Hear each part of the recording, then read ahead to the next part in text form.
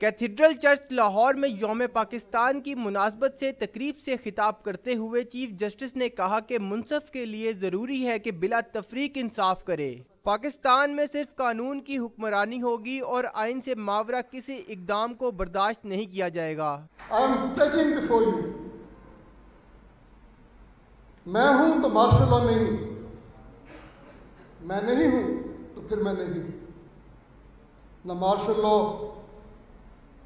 बाहर से, न मार्शल लॉ अंदर से। ये जिस तरह की गुफ्तगू की जा रही है कि जी को जुडिशल मार्शल लॉ, इसका आइन में कोई तस्वर नहीं है। चीफ जस्टिस का कहना था कि हम खुश नसीब हैं जो आज़ाद मुल्क में पैदा हुए।